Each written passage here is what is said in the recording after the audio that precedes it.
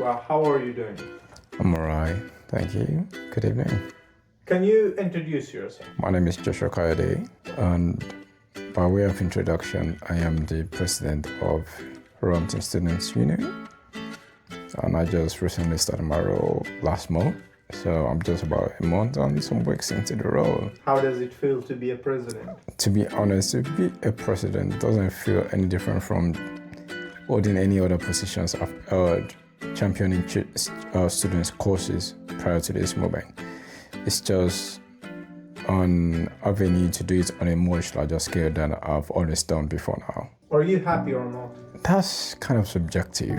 I am happy because I could help more students, because by the virtue of my position, I am exposed to more students. But I am not happy because I can't help them on the scale which I wished I could prior to contesting for this position. What were some of the challenges you have faced in your life?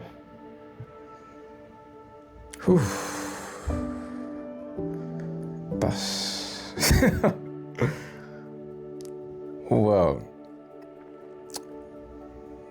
you see, if you're a Nigerian, especially from a humble background, we have to say that life is already leading you by an handicap of 3. I'm assuming you're familiar with the game of football. So if you're handicapped by 3, that is, you already have a deficit of 3 ahead. So if you're from a humble background and you are also a Nigerian, so life is already leading you by 3 handicap ahead of you. So you have deficits of 3 to catch up to. So I think that should define that for you, if you get the gist. And what did motivate you through those tough moments? Okay, I'm the kind of guy that when I like to see things happen in particular ways that I feel that, okay, things should be better than these. So I am not the kind of guy that is motivated by a lot of positive people. I am more motivated by things I do not want to see. So I do not have a lot of people that I look up to, that I say, oh, I want to be like this person, I want to be like that person. But I'm more of a guy that gets motivated, like I do not want to see this thing any longer. So those are the things that motivate me. That if something's going down the drain and I feel like, oh no, we can't continue this way. Those are the things that motivates me to take action, to do things differently, so that we don't keep going down the same direction of what has been happening before this present situation. How can we make it better? So that's what motivates me. Making things better, making things look the way I wish or we could imagine they could be better than what they are currently or previously. So that was motivate me. Was there a turning point in your life where everything changed for you? I was raised by my grandparents. So I think the turning point in my life was when I was a kid. Not exactly a kid, but I was in my middle school. So there was this time I was a wild child, I'm gonna admit. So I'm very adventurous from childhood. So we went to this river from school, from middle school, me and a group of my friends. And I do not know how to swim. But we went to the river nonetheless with my friends. So we went from class to the river, right?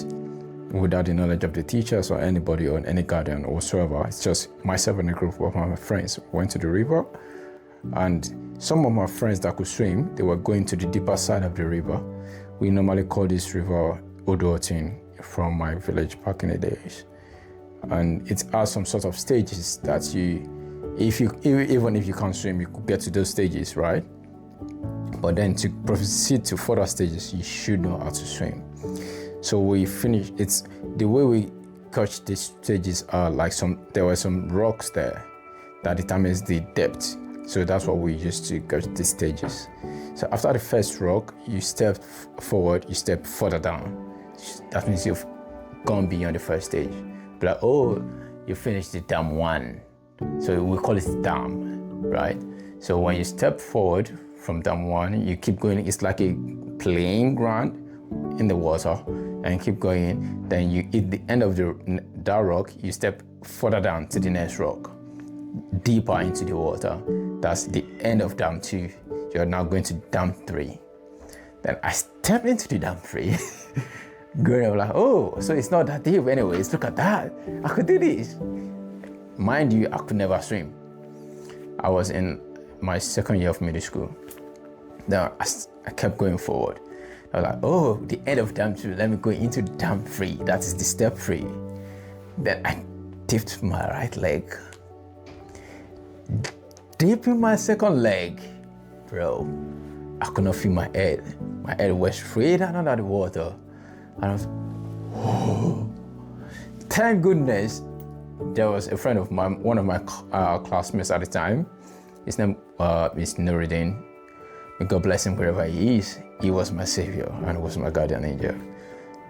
He could swim and he saw my hands up. So he came immediately. He was close by to where I was, but he could swim. So he was the one that dragged my hands back and swam backwards.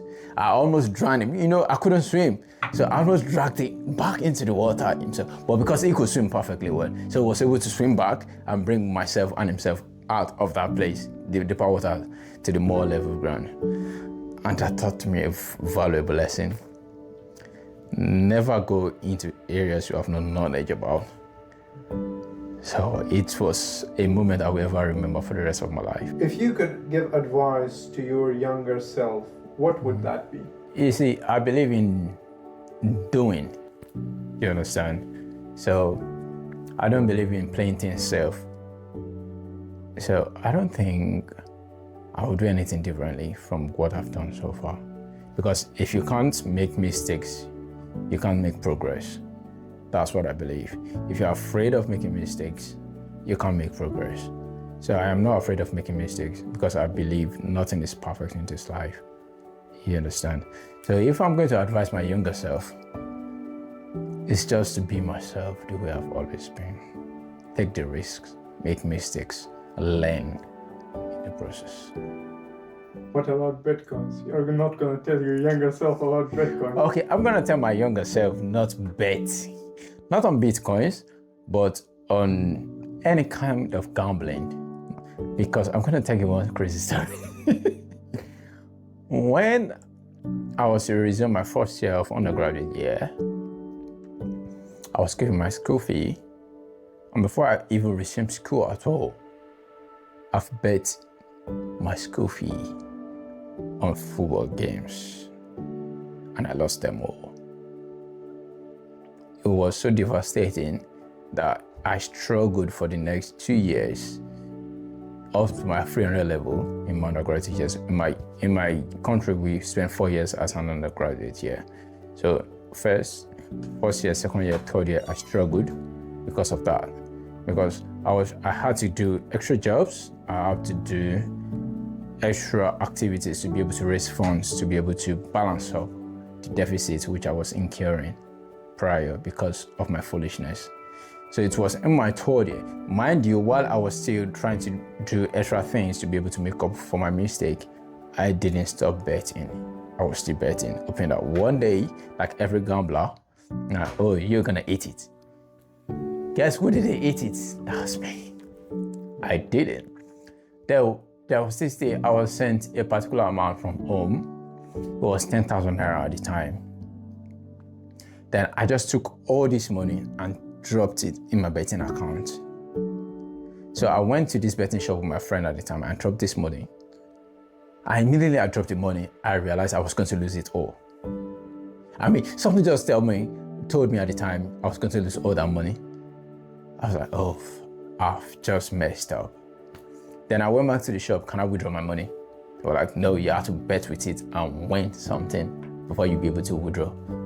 Bro, I didn't know that before. I mean, I thought I could just withdraw whatever I deposited. That moment, I knew I was going to lose the money.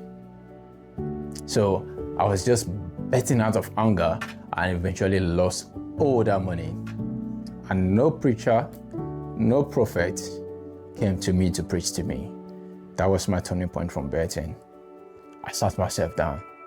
This is the end of it. And I stopped betting from that moment. I kept going to this betting shop nonetheless. People thought I came to bet, but I came to test my resolve. I saw people betting. I got tempted to bet. but I kept to test my resolve. Can I do this? So I kept going back to the betting shops. I would go there, charge my phone, watch people lose, watch people win, watch people cry, watch people jubilate. But I do not let the temptation to overcome me to join them. And I'm grateful for that experience. It was a great learning curve, and that is why tomorrow, not today, tomorrow, you'll never find me in anything betting. Yes, it's that serious. So if I'm going to advise my younger self, do not engage in gambling, please. Your favorite book? My favorite book will be Getting to a Yes. It's a book about negotiation from a point of understanding your counterparts, like your opponent's point of view. Getting to understand what exactly is their pain point. Why are they insisting on what they are insisting on? What solution can you prefer to that problem? If you don't get to understand what the exact pain point is, you won't be able to understand why they're insisting on the request they're making. Not because they want that exact thing, but because they are trying to prevent something else. So it is your job to get to know what their exact pain, but what they really want. Then if you're able to address that from a point of understanding, not that you're trying to superimpose yourself on them, you'll be able to reach a mutual ground. Then you'll be able to have a neutral ground for negotiation, and then have a mutual agreement. Your favorite quote? So my favorite quote will be the quote from Steve Jobs, which says, sometimes people don't know what they want until you show it to them. Yeah, so I so much love that quote. Your favorite movie? My favorite movie will be, it's a series, Game of Thrones. And that was because of Tyrion Lannister. Yeah. Favorite sport? Football, of course. Messi or Ronaldo? Oh, Cristiano Ronaldo. Favorite country?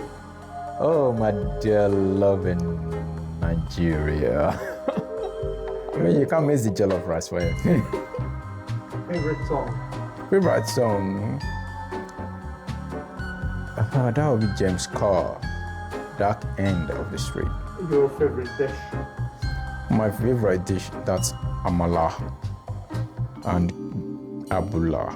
Abula is a combination of two soups, gbegiri and ewedu, or gbegiri and ila. It's gbegiri and a draw soup, basically. So combination of those two soups is called abula. Yes, so amala is made from yam flour. Your final message? My final message will be, whatever you desire to see, if you don't see it happening, take initiative. Begin something towards seeing that thing happen. So there's a lot of people that don't know they want that thing to happen, but because you know that thing needs to happen, so you need to take a step to make that thing happen. And that leads us back to the Steve Jobs quote. People sometimes don't know what they want until you show it to them. So you need to make things happen for people to realize, oh, this is supposed to be happening. So take initiative. That's just my message to everybody. I'm going to say to my fellow Nigerians, if you have the opportunity of seeing this video, subscribe to the channel Imran. Make una subscribe to this channel. Thank you.